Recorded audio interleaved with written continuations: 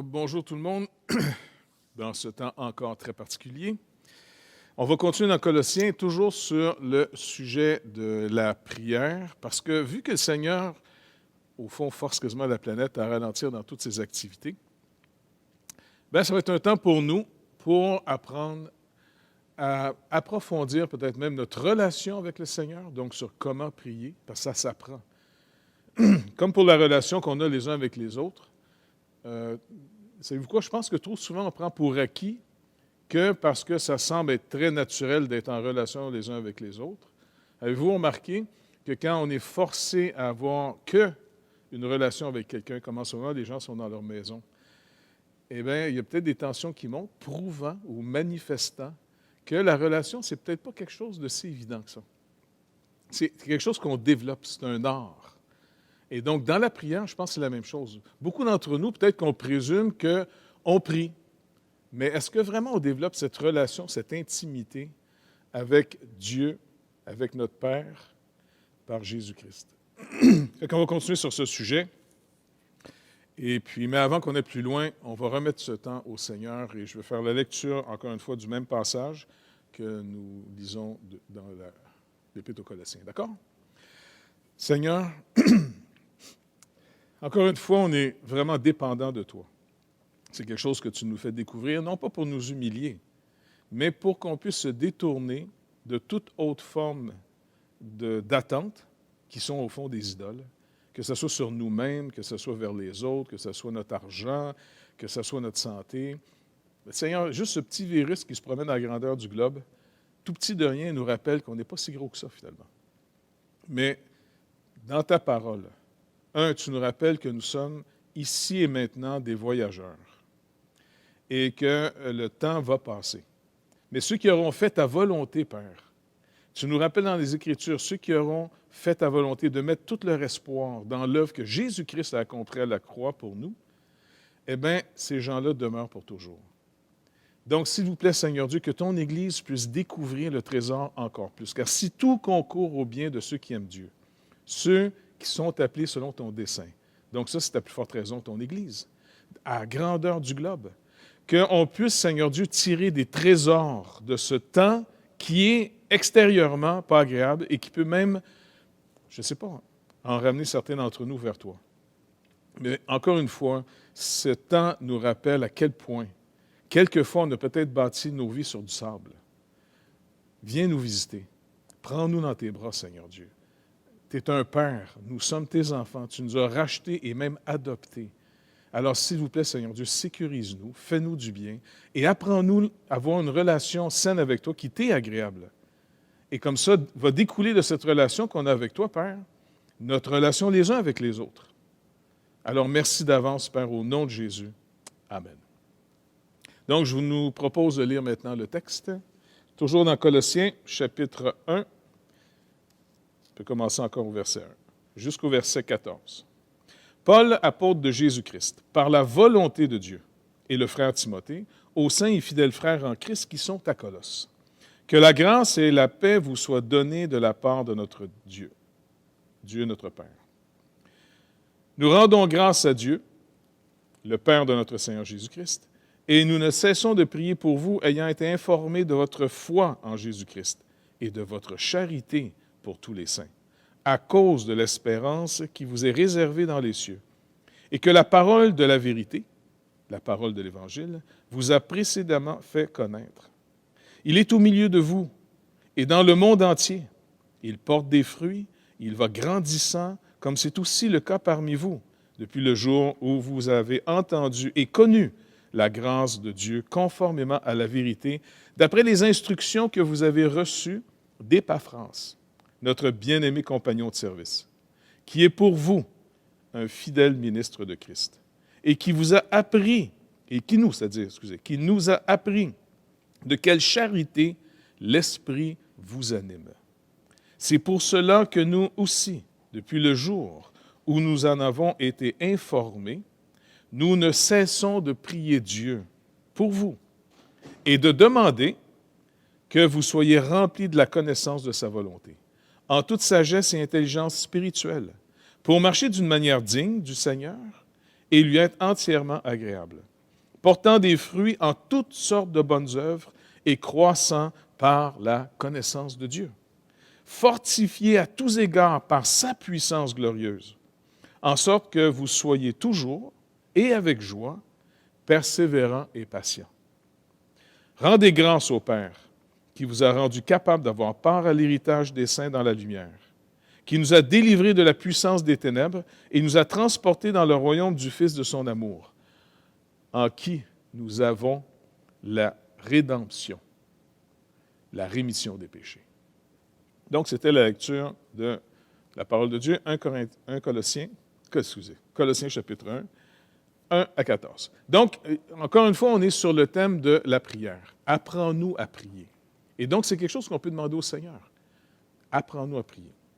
On voit ici, parce que Paul dit au verset 3, « Nous ne cessons de prier pour vous. » Et même au verset 9, « Nous ne cessons de prier Dieu pour vous, afin que vous soyez remplis, dans leur demande qui était pour les Colossiens, remplis de la connaissance de la volonté de Dieu, en toute sagesse et intelligence spirituelle, que le Saint-Esprit qui nous a été donné va produire. » Donc, on voit qu'un ministère, un aspect de l'activité, au fond, du pasteur, des enseignants, des diacres, de ceux qui sont matures dans le Seigneur, des parents envers leurs enfants, une des activités chrétiennes qui est souvent peut-être mal comprise, c'est la prière. Trop souvent, on compense pour la prière, on va plutôt dans nos activités. On se rassure en faisant plein de choses que, écoute, ça doit être correct, j'ai fait plein de choses. C'est bien de faire des choses. Mais si on fait plus que la relation, honnêtement, je pense qu'il nous manque quelque chose.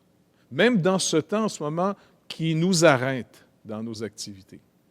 Peut-être certains d'entre nous, on découvre qu'il y a des petites lacunes au niveau de notre relation les uns avec les autres. Soit que certains découvrent que c'est un manque, dans le sens qu'on est en manque de relations, on a hâte de se revoir, pas juste par les médias sociaux, mais en personne, ça va être un privilège. Mais peut-être certains aussi peuvent découvrir que est-ce qu'on sait, est-ce qu'on regarde assez l'autre pour savoir si ma relation lui est agréable ou non? Ou simplement, le danger, je ne sais pas si vous avez déjà entendu ça, en tout cas, moi j'aime les gens à ma manière. Ça fait peur un peu. Tu ne veux pas avoir trop d'amis qui t'aiment à leur manière. Parce que finalement, ça veut dire qu'ils ne t'observent pas du tout, ils vivent dans leur bulle et ils sont les auteurs du scénario de la vie. Vous comprenez, vous êtes juste des personnages dans leur vie. Au fond, tout commence quand eux arrivent. Avant qu'eux étaient là, ils se demandent qu'est-ce que le monde faisait tellement ça devait être plate. Donc, j'exagère peut-être un peu, mais j'avais lu ça une fois dans une petite histoire de Schultz, dans Peanuts. Il y avait son petit frère, finalement, qui voyait la pluie tomber, puis il se demandait, les deux étaient en train de se poser des questions, en disant, mais qu'est-ce que Dieu faisait avant qu'on soit là? Il devait s'ennuyer. On a vraiment cette tendance, des fois, de penser que c'est quand je suis arrivé que ça a commencé. Et c'est même un danger quand l'Église s'en va vers des régions et que, par exemple, on a à cœur, nous, de sortir le message, sortir l'Évangile, faire des chants de mission. Mais combien de fois, quand on arrive dans une région, avant d'observer ce que le Seigneur a fait pour voir comment on doit aider, comment on entre dans son œuvre, combien de fois l'Église elle-même rentre dans une région et c'est comme si, pour elle, Dieu vient d'arriver dans la région parce qu'eux autres viennent d'arriver. Ils vont commencer une œuvre, ils vont commencer une église. Avant, eux autres, il n'y avait rien qui se passait. Donc, si on est un peu dans tous nos domaines un petit peu comme ça, ça commence quand nous, on arrive, peut-être que finalement, il y a une petite déficience au niveau de la relation. Et même notre vie de prière devient plus juste une demande, une liste d'épicerie qu'on envoie au ciel. Et puis, on espère que ça va être répondu. Plutôt que d'établir une relation avec le Seigneur pour lui demander, « OK, Seigneur, ce que je vais te demander, est-ce que c'est en fonction de ta volonté? Si je crois à ta souveraineté, l'Écriture nous parle qu'on est dans ton monde. Et puis, on est ton œuvre en Jésus-Christ. Je parle ici, entre autres, pour les croyants. Nous sommes ton œuvre pour des œuvres. Maintenant, Seigneur, ce n'est pas à moi de me demander qu'est-ce que je veux faire, mais de chercher plutôt qu'est-ce que tu as préparé? Et donc, c'est dans ce mode ici de prière qui est un domaine très caché de la vie du ministère, parce que ça peut se faire seul ou en groupe, comme on va le voir aujourd'hui. Mais l'aspect seul est très important. Donc, je vais reprendre mes notes. C'est rare que j'en ai, là. Je vais essayer d'être fidèle à mes notes encore. Donc, on avait vu le premier point, c'était de prier selon sa volonté. Le deuxième point, c'était de prier avec foi. Le troisième, c'était l'aspect d'obéissance dans notre vie à la volonté de Dieu. Ça nous a amené après ça à la confession de nos propres fautes. Donc, comment nous confessons nos fautes? Pour en arriver après, comment non seulement nous sommes pardonnés de nos fautes en les confessant et les abandonnant, mais comment on cherche à rétablir des relations sur le pardon. Et j'ai trouvé finalement encore, il y a plusieurs années, j'avais lu une étude faite par M. Montbourquette, et puis c'est soit un Québécois, un Ontarien, francophone, je ne sais pas trop, il enseignait à l'Université de Saint-Paul, je pense à Ottawa. Donc, Jean Montbourquette, dans son livre sur comment pardonner, 12 étapes dans le processus psychologique et spirituel. Il dit, ce n'est pas une recette infaillible, mais des balises sur le chemin d'un pèlerinage intérieur. Donc, j'ai trouvé ça intéressant. Il y a certaines expressions que je n'étais pas trop d'accord, je vais peut-être vous les dire, les changer, mais juste pour qu'on conclue sur le pardon, c'est quelque chose d'énorme dans la vie de tout le monde, croyant ou non croyant. Je veux dire, cette notion de voir comment on restaure des relations, là-dessus, je pense qu'il peut y avoir souvent beaucoup de stéréotypes. C'est pour ça que dans mon média social, sociaux, en tout cas dans le Facebook que j'ai mis une petite étude que j'ai trouvée d'un théologien que je respecte beaucoup, que j'aime beaucoup le travail qu'il fait. Et un de ses livres que j'ai beaucoup apprécié en passant, c'est « Le pardon et l'oubli ». C'est Jacques Buchol.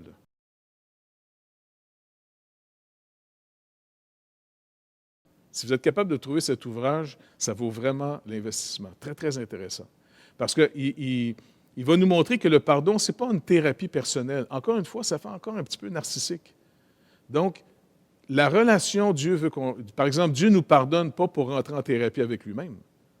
C'est parce que nous aimant, il nous offre son pardon. Mais il y a des conditions. Dans le sens que, comment je sais que j'ai reçu le pardon de Dieu? Eh bien, le résultat que Dieu m'a touché, c'est que ça l'a produit dans ma vie la repentance. Et donc, s'il n'y a pas de repentance, comment je peux être sûr que j'ai vraiment cru? J'ai cru quoi?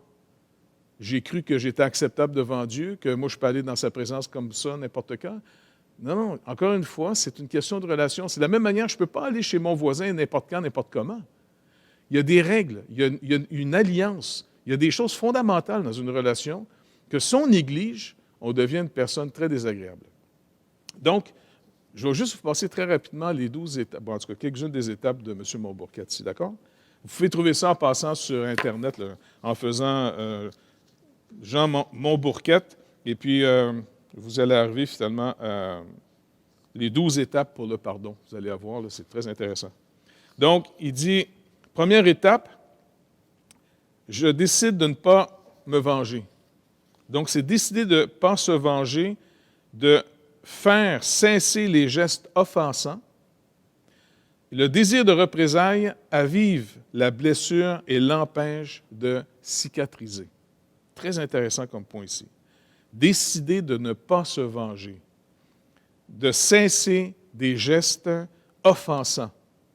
Parce qu'en faisant ça, dans ce désir de représailles, vous empêchez au fond la blessure qu'on vous a faite de pouvoir se guérir, se cicatriser, ce qui va vous donner la capacité. N'oubliez pas, il y a vraiment un processus là-dedans. Une capacité s'édifie, se bâtit en nous pour que la blessure se guérisse, pour qu'on soit capable de voir à rétablir une relation avec l'offenseur, mais pas sur n'importe quel terme. Par exemple, c'est dans Romains 12, 17, il dit « Ne rendez point le mal pour le mal. Recherchez ce qui est bien devant tous les hommes. » 1 Pierre 3, 9, « Ne rendez point le mal pour le mal, ou injure pour injure. Bénissez au contraire, car c'est à cela que vous avez été appelés afin d'hériter la bénédiction. » Donc vraiment, c'est un défi. La vie chrétienne, pour ceux qui pensent que c'est très facile, que ça se fait juste pour les faibles, les petites nouvelles pour vous autres, une vraie vie chrétienne, saisir véritablement cette nouvelle sorte de vie que nous avons reçue en Jésus-Christ, eh bien, ça demande des efforts, ça demande de la discipline. Et puis, c'est quelque chose qu'on ne fait pas juste à temps perdu, c'est une priorité. Donc, le pardon est impossible tant qu'on perpétue les gestes qui offensent. Deuxième point, reconnaître sa blessure, sa pauvreté intérieure. On ne peut pardonner si l'on persiste à nier qu'on a offensé, qu'on a été offensé et blessé, et que du même coup, notre pauvreté intérieure a été mise à nu. L'offense provoque un sentiment d'humiliation et de honte. Ça, c'est un point qui est très fort ici. Reconnaître la blessure qu'on m'a faite, pas simplement parler comment les autres sont méchants, mais en même temps, qu'est-ce que ça a révélé l'offense qu'on m'a faite? Eh bien, la blessure révèle ma pauvreté. Vous vous rappelez, dans les Proverbes, il est dit, au jour de la détresse, si ta force n'est que détresse, comment grande était ta détresse, ta faiblesse? Donc, c'est le jour de l'offense qui va révéler le niveau. Parce que quand tout va bien, par exemple en ce moment, on est tous en quarantaine dans nos maisons, eh bien, ça révèle beaucoup de choses. D'abord, ça révèle que, par exemple, peut-être certains d'entre nous, on a fait des petites économies avec le peu qu'on pouvait mettre de côté là, dans nos REER et les choses comme ça. Là. Et là, on s'aperçoit qu'un petit virus affecte non seulement nos santé, mais ça affecte même toute l'économie mondiale et c'est en train de nous faire fondre finalement tout ça, dans le sens peut-être des économies d'une vie de temps sont en train de disparaître. Là. C'est un peu fatigant, ça. Maintenant, l'offense qu'on me fait, ma réaction à cette offense et mon relevé de notes, c'est en train de me dire exactement où j'en suis. C'est sûr que tant que je suis capable de mettre le projecteur sur ceux qui m'ont fait du tort, ben, je ne suis pas en train de me regarder pour voir ma blessure et ma pauvreté intérieure. Donc, il dit, l'une des premières tâches est de revivre, pas évident ça, l'une des premières tâches est de revivre l'événement de l'offense et d'accepter cette blessure et cette honte. Il en est de l'offense comme d'un hameçon dans le doigt. C'est vraiment une image que M. Montbourquette donne. Je ne sais pas ceux qui ont déjà été à la pêche, je vais te pogner un hameçon dans le doigt. Donc, c'est comme un hameçon dans le doigt. On ne peut l'enlever en l'arrachant. Il faut l'enfoncer davantage dans la chair pour en dégager la pointe. C'est une image assez tough, hein? Mais, encore une fois, est-ce que je suis capable de voir et d'accepter l'offense et l'humiliation que ça a fait dans ma vie, plutôt que de nier ou de bloquer ou de m'enrager et puis de nourrir finalement une amertume absolument incroyable. Ça nous amène au troisième point. Quand je vais commencer à constater l'offense, maintenant, partager sa blessure avec quelqu'un. C'est pour ça que Jacques lui-même nous dit, de confesser nos fautes les uns aux autres, aussi peut-être nos blessures les uns aux autres, d'avoir des gens qui sont prêts à nous écouter pour nous accompagner dans le processus. Il dit, le fait de la dire à quelqu'un fait revivre avec plus de calme l'événement, à condition que cette grande oreille sache écouter sans juger, sans moraliser, sans accabler de conseils, sans même essayer de soulager le mal. Son acceptation inconditionnelle déteindra sur la personne offensée qui sera plus disposée à se recevoir avec indulgence. Donc, c'est vraiment un point intéressant ici, parce que vous avez remarqué, quand quelqu'un nous parle d'une offense qu'on lui a faite, et puis on a déjà fait l'exercice ici à l'Église, et puis un de nos frères m'avait fait remarquer quelque chose de très intéressant. Quand une personne parle de l'offense qu'elle a eue, elle cherche à savoir, parce qu'elle demandait à cette personne, est-ce que c'est normal que je sois blessé? Est-ce que c'est normal que je ne veuille plus parler à cette personne-là pour l'instant? Et puis, la plupart des conseils qui venaient de nous étaient plus d'expliquer ou de justifier quasiment l'action qui lui a été faite contre elle. Ah, tu devrais comprendre que la personne elle devait... Et c'était vraiment intéressant de voir qu'on n'écoutait pas l'offensé, mais on protégeait sans même s'en rendre compte l'offenseur. Et donc, ça, c'est un point ici d'apprendre à écouter. Ce n'est pas toujours évident. Apprendre à écouter pour mieux parler et mieux parler pour apprendre à écouter. Ça nous amène au quatrième point. Bien identifier sa perte pour en faire le deuil. Ça, avec, c'est un autre point. Parce que quelquefois, il y a des relations qui vont briser et il y a des deuils à faire. Quand une personne nous offense, on a un deuil à faire des attentes qu'on avait sur cette personne. Un sentiment de tristesse est lié à ce lâcher-prise. Faire un inventaire précis des dommages causés par l'offense. Estime de soi, confiance en soi, rêve de bonheur, de réussite, de beauté, santé, image sociale, admiration d'être aimé, honnêteté. Donc, il y a un deuil à faire. Il dit attention à prendre conscience que ce n'est pas tout notre être qui est offensé, mais seulement une part de nous-mêmes. On peut parfois plus blessé par l'interprétation d'un événement fâcheux que l'événement lui-même. On peut parfois être plus blessé par l'interprétation qu'on fait de ce qu'on nous a fait que l'événement lui-même. Parce que honnêtement, quand on regarde et on réécoute ce qui nous est arrivé, vous allez remarquer que si vous l'expliquez à quelqu'un, eh bien, certaines personnes qui auraient vécu la même chose que vous le vivraient moins dramatiquement. Ça n'aurait pas été si grave que ça. Il aurait pris le temps de s'expliquer. Pour nous, si par exemple ça a fait un drame dans notre vie, il faudrait peut-être justement se revisiter. Pourquoi j'ai eu une réaction si intense? Donc, mon interprétation. C'est important aussi que je puisse voir mon interprétation de ce qui m'est arrivé. Après ça, le 5e point qu'il donne ici, c'est d'accepter sa colère. Ça, c'est quand même intéressant. Accepter sa colère et son envie de se venger.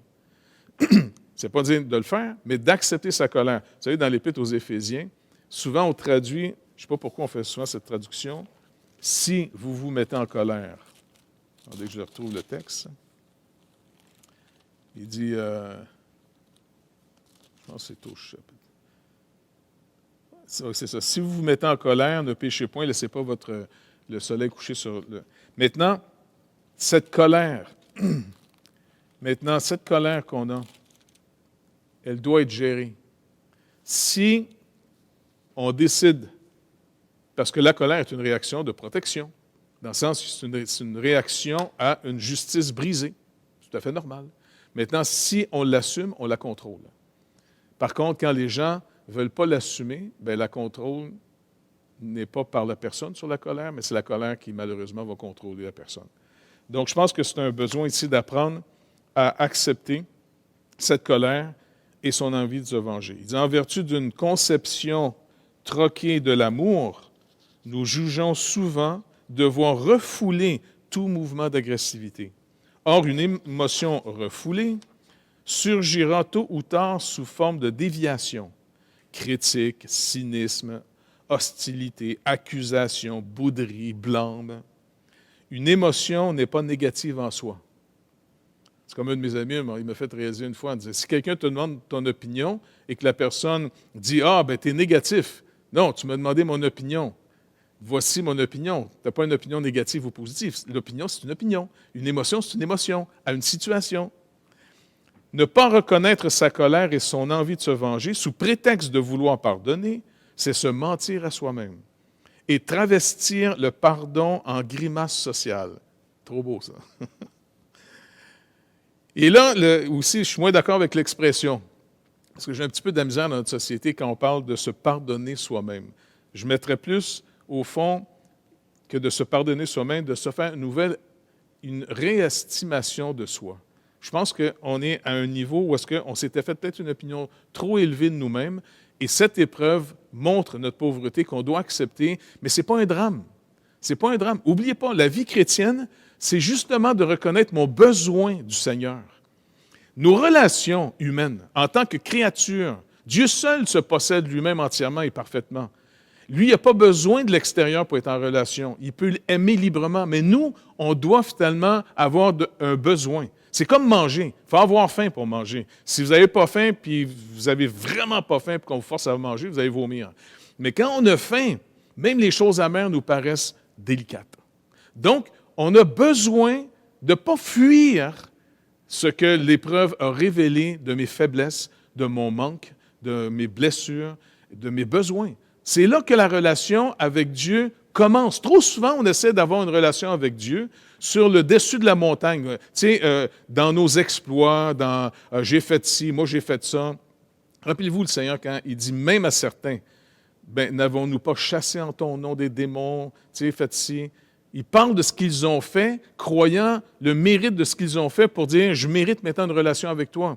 Le Seigneur va dire, non, vous êtes des ouvriers d'iniquité. Non pas que ce qu'ils ont fait était de l'iniquité, mais c'est des ouvriers du contraire de l'œuvre de Dieu. Le Seigneur veut venir nous rejoindre comme étant notre Dieu, l'origine de notre existence, celui qui nous a donné de vivre et par qui nous vivons. Donc, c'est pour ça qu'ici, de se faire une nouvelle estimation de soi, l'épreuve peut me donner finalement d'aller voir le Seigneur en disant, oui, c'est vrai, Seigneur, j'ai de la colère. Oui, Seigneur, j'aurais le goût de me venger. Je crie pour justice. Maintenant, je viens te voir parce que j'ai besoin de toi. Je ne veux pas être le seul juge de la situation. Tu m'as ouvert ta porte en Jésus-Christ. Tu m'as accordé ton Esprit Saint pour qu'on ait l'esprit de la communion, 2 Corinthiens 13. Maintenant que cet esprit de la communion est en moi et que je peux me nourrir de tes Écritures, tu m'as inclus dans ton peuple, tu es notre Dieu, notre berger, toi-même tu t'occupes de nous. Alors Seigneur, je viens maintenant avec mes besoins. Des besoins qui étaient là avant, mais que j'ignorais. Parce que quand tout va bien, je peux avoir la prétention que je suis une personne merveilleuse. Je suis une personne facile de juger les autres quand ça va trop bien, trop longtemps de notre côté. Mais quand on frappe un mur, alors là, c'est là qu'on reçoit notre relevé de notes. Et il ne faut pas crier contre le relevé de notes. Ce n'est pas un mensonge, ça. C'est en train de dire, au fond, regarde, ça, c'était vraiment toi. Il va falloir que tu acceptes. Ça, c'est toi. Tu pensais que tu étais plus. Ce n'est pas l'épreuve qui te déforme. L'épreuve va juste montrer où tu cassais. Tu sais, c'est comme... ceux qui vont à la pêche, tu achètes un fil, tu sais, le fil de pêche, là? Eh bien, quand tu achètes la petite bobine, c'est marqué 5 livres test, 10 livres test. En d'autres mots, le fil est supposé d'être testé qui ne brisera pas normalement avant cette tension. Le fil est testé pour savoir où et quand il va briser. Bien, nous, c'est la même chose. Quand tout va bien, on peut avoir beaucoup de prétentions sur nous-mêmes. C'est pour ça que l'apôtre Paul va souvent écrire dans ses lettres, « N'ayez pas une trop haute estime de vous-même ». C'est le danger de la richesse. C'est pour ça que Paul va même enseigner à Timothée, il dit « Enseigne aux riches de ce siècle de ne pas être orgueilleux ». Pourquoi la richesse nous rend orgueilleux? Parce qu'elle nous rend la vie beaucoup plus facile que quand on est en manque. C'est assez évident. Maintenant, quand c'est trop facile, on a l'impression que c'est nous qui sommes forts, plutôt qu'on est en train de descendre une côte en vélo. C'est sûr que tu as l'impression d'être fort, mais c'est quand tu vas monter une côte, c'est quand tu vas monter la pente que tu vas voir ta capacité. C'est dans l'épreuve. Et c'est pour ça que l'épreuve va purifier notre foi de beaucoup de superstitions qu'on a. On a amené avec nous beaucoup d'idées très personnelles, et c'est malheureux à dire, mais les épreuves, ils sont indispensables dans cette vie pour nous faire entrer dans l'interprétation que Dieu veut que nous ayons de la vie, plutôt que la réalité qu'on s'est forgée nous-mêmes. Donc, dans ce 6e point, je mettrais plus, comment on pourrait dire, un retour ou une découverte de l'estimation que le Seigneur a de moi maintenant. C'est le point tournant de la démarche du pardon. On ne peut pas pardonner à autrui avant de savoir qu'on est soi-même pardonné. Est-ce que le Seigneur me pardonne de ne pas être à la hauteur de l'épreuve que je viens de vivre? Si j'y crois pas, ben je me mets sur un programme et là, je crie à l'injustice. Par contre, pourquoi je n'irais pas voir le Seigneur en disant « Oui, j'ai échoué. Oui, je vois ce que je suis. J'ai besoin de toi, Seigneur Dieu. J'ai besoin d'abord de ton pardon à mon égard par rapport à ce que j'ai vécu. » Il dit, on peut discerner 3 sources de mésestime de soi ici. La déception de ne pas avoir été à la hauteur de l'idéal rêvé. Et, il faut le dire, même en tant que croyant, on croit qu'on est plus réaliste, mais honnêtement, c'est plus facile des fois même de rêver nos vies. Donc, l'épreuve va souvent provoquer une déception de ne pas avoir été à la hauteur de l'idéal rêvé. 2, les messages négatifs, verbaux ou non-verbaux, reçus des parents, des personnes aimées ou admirées, dont l'accumulation peut engendrer un complexe d'infériorité. Encore une fois, je suis nourri et j'ai l'image de moi par ce que j'ai entendu de moi. Comme mon image physique, j'ai besoin d'un miroir en dehors de moi pour me voir, la connaissance que je peux avoir de moi peut être fausse. Elle est nourrie par je sais pas, des paroles ou non de mes parents, de mes amis, des personnes que j'ai admirées, et ainsi de suite.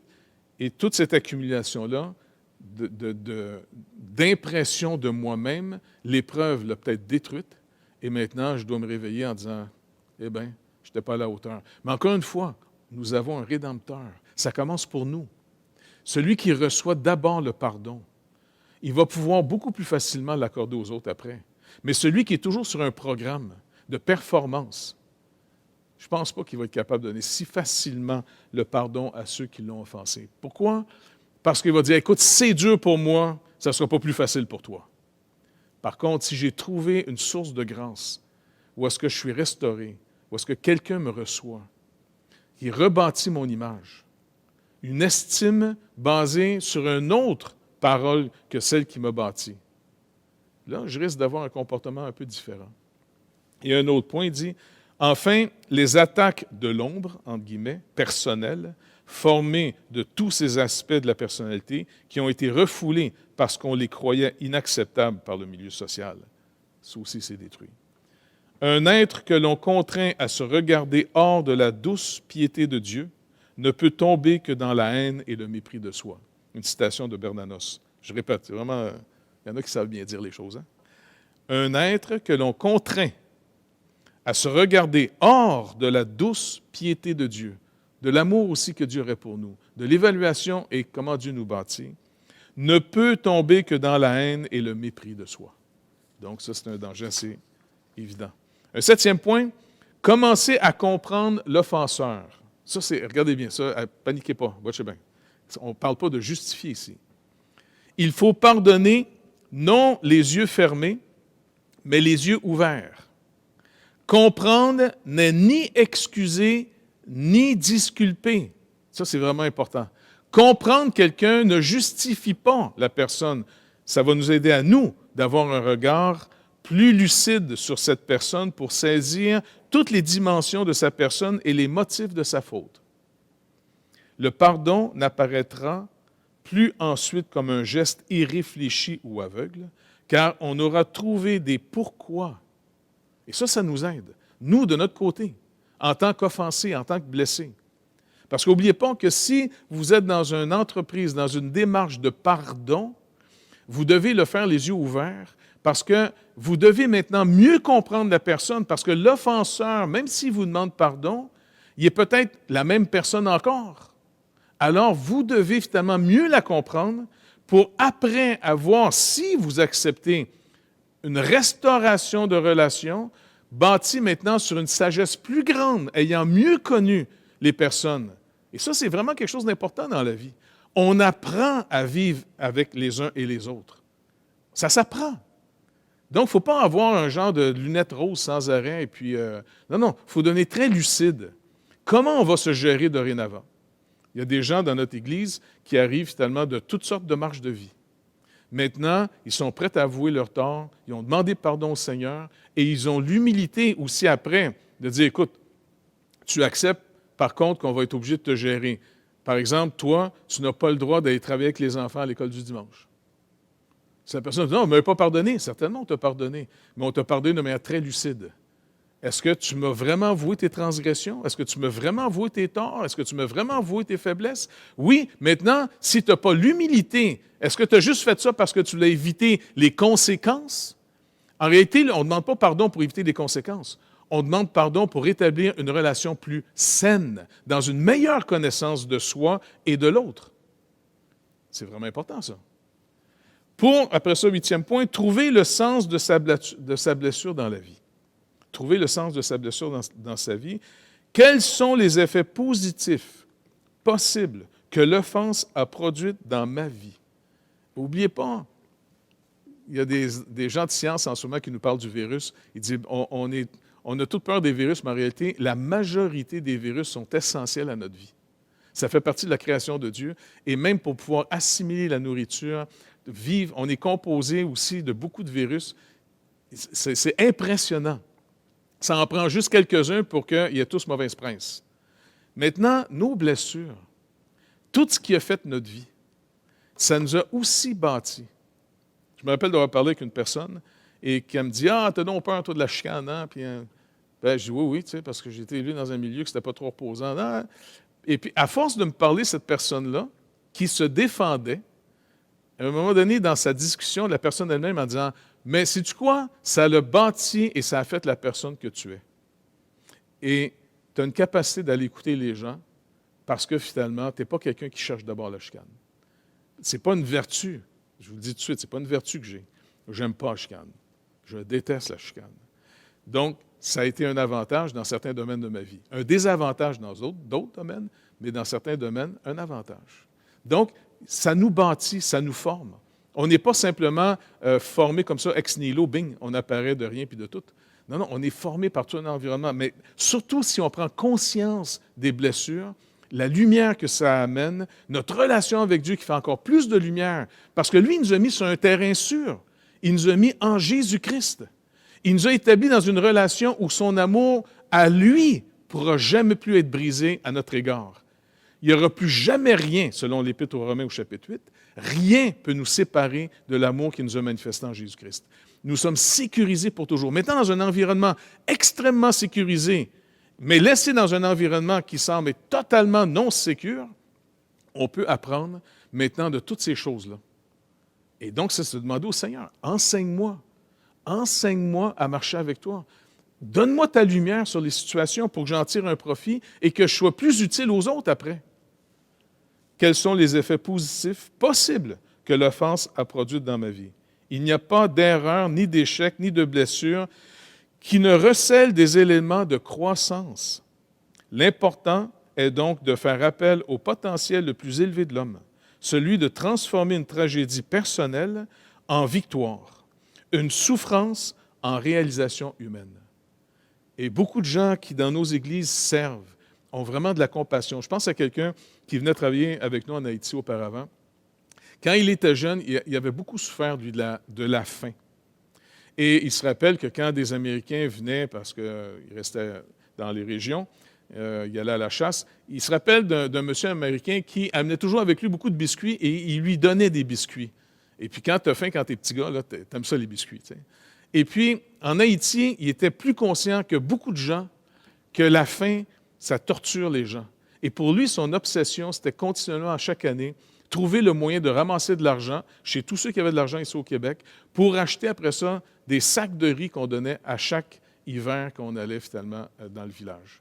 Et quand je le regardais aller, il me rappelait toujours l'histoire en disant « Non, parce qu'avoir faim, c'est pas drôle. » Et puis, tu sais, ça fait des années, j'ai plus faim, puis ça va, mais ça l'a marqué. Plutôt que d'être enragé, il a transformé cette capacité en étant quelqu'un conscient, comment je peux aider ceux qui ont faim. Et pendant des années, cet homme-là a pourvu, a trouvé de l'argent pour finalement nourrir beaucoup, beaucoup de gens dans le village où on travaille depuis des années. Donc, ce n'est pas toujours négatif, une épreuve qui nous arrive. Après ça, au 9e point, il dit « Ce savoir digne de pardon est déjà gracié. » Là-dessus, j'ai de la misère un petit peu. Tu sais, parce que finalement, c'est pas que je suis digne de pardon. Là-dessus, je ne suis pas d'accord avec M. Montbourquette. C'est sûr qu'il est plus intelligent que moi, il n'y a pas de problème. Mais selon la parole de Dieu, je n'ai pas besoin de savoir que je suis digne d'être pardonné. Je sais que parce que Dieu m'a aimé, pas en cause que je suis digne. Ça me rassure, parce que là-dessus, moi, puis là, on va peut-être changer de théologie, parce que Dieu a aimé les pécheurs, les perdus, les impies. Et son amour a été libre. Son amour n'a pas été stimulé par « j'en étais digne ». Donc, je transforme un petit peu la chose ici. Je me sais aimer. Je me sais aimer. C'est pour ça que je crois que le pardon va m'être accordé. Dieu a tant aimé le monde. Le monde est ennemi de Dieu. Le monde se moque de Dieu. La plupart des gens, avant d'avoir rencontré, connu véritablement le Seigneur, qui se révèle à eux, ils l'avaient méprisé. Jésus sur la croix, qu'est-ce qu'il dit encore à son Père? « Pardonne-leur, ils ne savent pas ce qu'ils font. » Et à tous ceux à qui la repentance est accordée, c'est une manifestation que le pardon les a touchés. et ils sont prêts à avouer leur tort.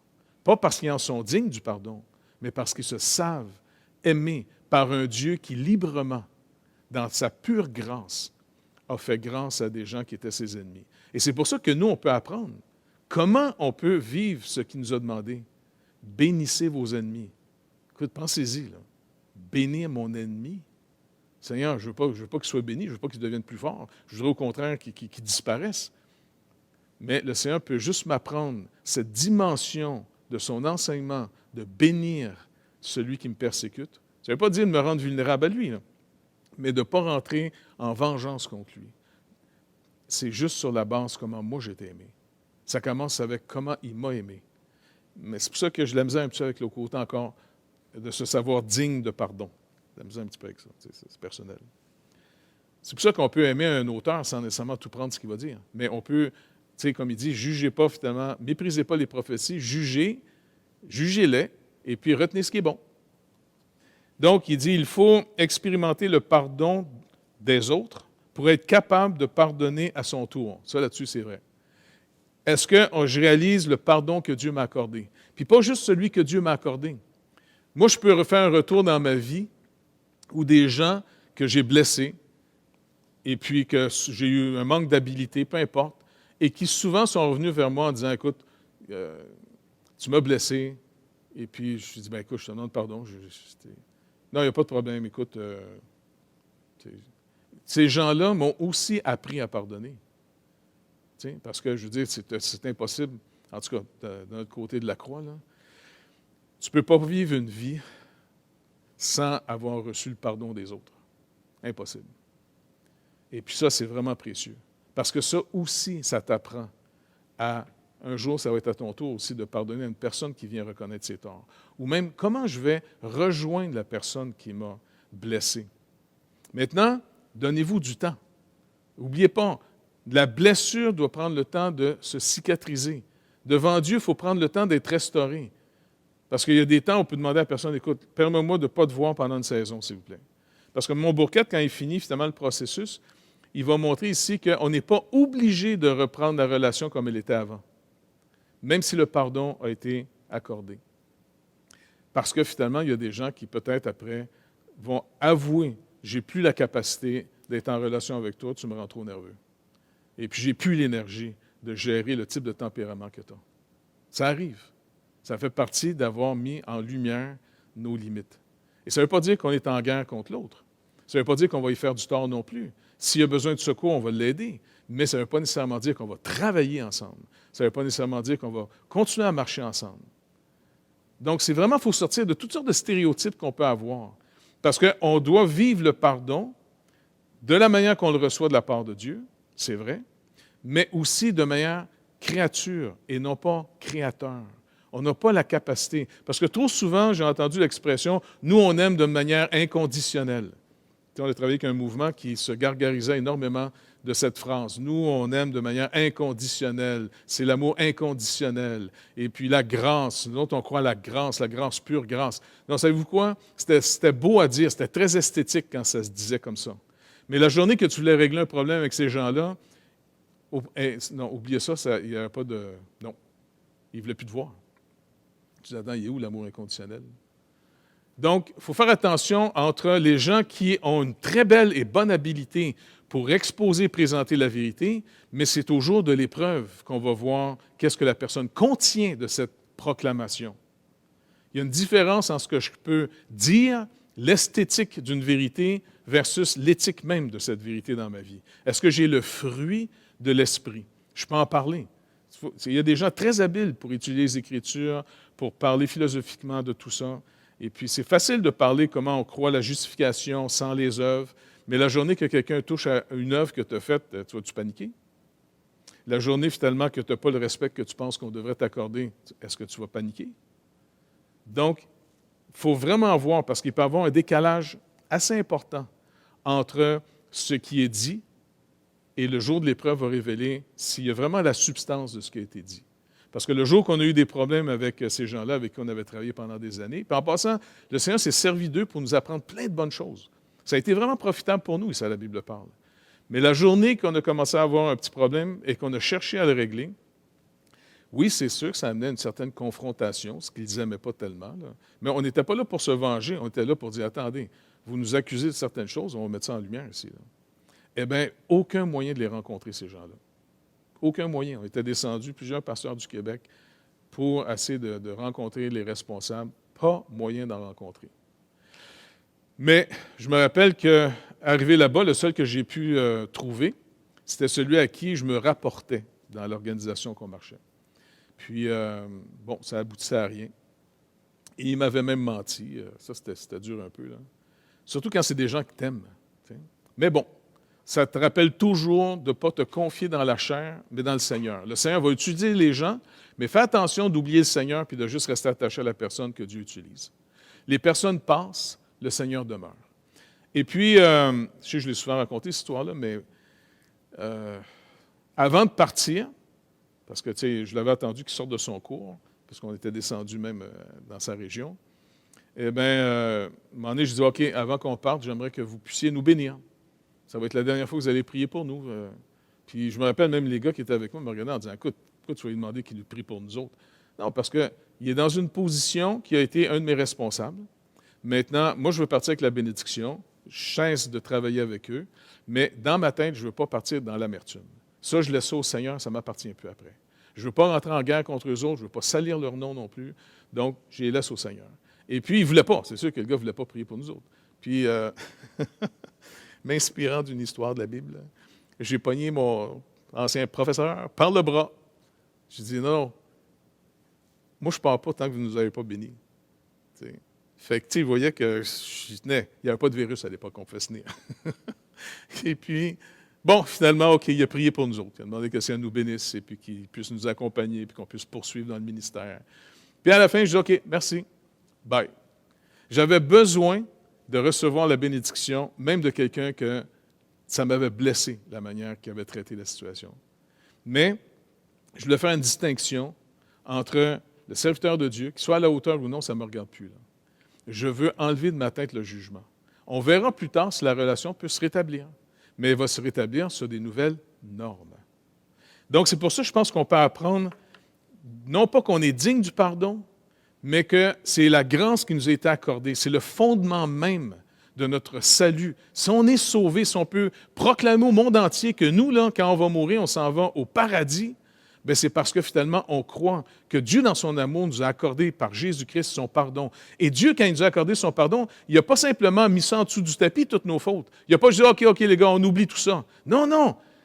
Il a donné son Fils qui a subi la colère de la juste justice de Dieu. Il n'a pas fermé ses yeux sur nos fautes, le Seigneur. Il a subi la colère. Et après, pour qu'il y ait un véritable salut, un véritable pardon, la faute est mise en lumière. Pour qu'on vienne avec, on l'avoue. C'est comme ça que notre salut commence. Il met en lumière notre faute, et celui finalement qui avoue ses fautes, eh bien, il entend le pardon. Parce que Christ, à la croix, meurt pour nous autres.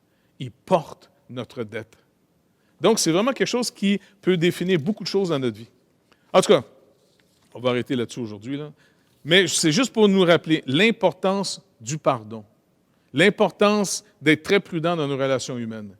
Oui, on va faire des erreurs, oui, on va manquer notre coup d'un fois, oui, on va essayer d'éviter souvent des conflits, tu sais. Bon, ça, c'est un peu mon problème, là. Puis tu essaies de prendre, OK, on va donner plus de grâce, on va essayer plus. Et quelquefois, ça ne marchera pas. Ça ne marchera pas, puis même au contraire, ça va éclater. Mais, encore une fois, tu ne veux pas tomber dans l'amertume, ce qui va polluer ta vie. Le malin rôde, il rôde, et il est l'accusateur de Dieu, puis il est l'accusateur des frères. Il va se promener comme un avocat qui essaie de gagner sa cause à lui. Il va essayer de mettre les fautes de tout le monde devant tes yeux pour que tu t'enrages, pour que, même à la limite, savez-vous quoi? Pour qu'enragé, on abandonne le Seigneur. On abandonne de marcher avec lui, parce que marcher avec le Seigneur, c'est de marcher aussi avec son peuple qu'il sait racheter. Trop souvent, les gens ont dit, non, moi je continue à marcher avec Dieu à ma manière. Non, tu ne marches pas avec Dieu à ta manière. On marche avec Dieu à sa manière. C'est fini de dire, c'est moi qui mène, puis les autres se soumettent. En réalité, on revient au Seigneur et on déclare, Jésus-Christ est le Seigneur. C'est lui, le législateur. Que le Seigneur nous vienne en aide et qu'il continue à nous bénir, que ce temps de quarantaine nous soit encore en avantage, pas toujours agréable, là, je l'avoue, mais que ça nous soit notre avantage pour vraiment tirer profit au maximum. Prions les uns pour les autres. Je veux remercier en passant tout le monde qui appelle les gens dans l'Assemblée pour voir comment les uns et les autres vont. C'est super, parce que ça, c'est important qu'on puisse prendre soin des uns et des autres pour voir, là, c'est sûr que de ne pas se visiter. Le gouvernement nous demande de ne pas le faire, donc soyons sages, contribuons au maximum pour être une barrière à ce que le virus, si jamais quelqu'un l'a, il n'ira pas plus loin que dans ta vie. Donc, on va continuer, on va prier pour nos gouvernements aussi. On va prier pour qu'on soit utile.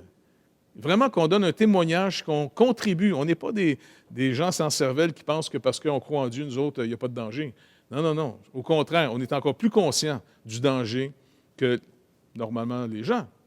On est supposé de marcher dans la lumière, pas dans les ténèbres. On est supposé d'avoir une intelligence renouvelée, pas éteinte. Donc, aidons-nous les uns les autres. Bon, que le Seigneur nous bénisse, on va remettre ça au Seigneur. Alors, Père, encore une fois, merci énormément de nous aimer. De nous aimer parce que ton essence même, tu dis dans ta parole que tu es amour. Et Seigneur, ce qui me rassure, c'est que, contrairement à ce côté-ci, nous, dans nos relations les uns avec les autres, il faut être très prudent parce qu'on est fragile. Ça ne prend pas grand-chose pour qu'une relation brise. Mais toi, tu nous as aimés d'un amour incompréhensible, d'un amour immense.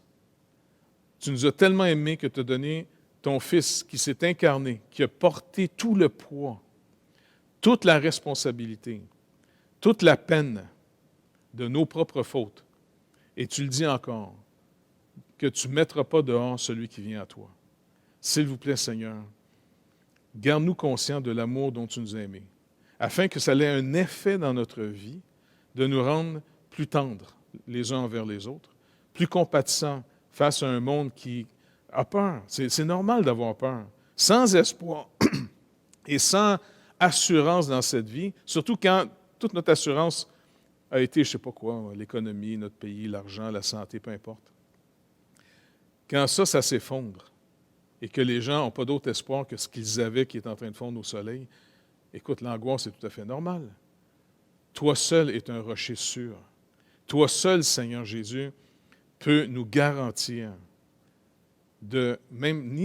pas juste dans cette vie, surtout ce qui s'en vient. Tu nous as délivrés même du poison de la mort.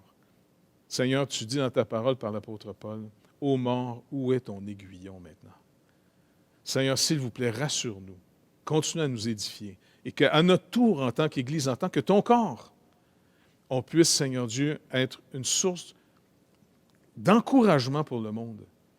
Seigneur, s'il vous plaît, donne-nous, encore une fois, de pouvoir annoncer le message de cette bonne nouvelle. Dieu a tant aimé le monde qu'il a donné son Fils unique, afin que quiconque croit en lui ne périsse point, mais ait la vie éternelle. Seigneur, c'est l'espoir le plus grand que l'humanité peut entendre. Alors, merci, Père, de bénir cette semaine qui vient devant nous. Merci de bénir nos familles, nos relations les uns avec les autres, et que bientôt on peut se retrouver en personne. Ça serait vraiment béni. Merci, Père. Amen.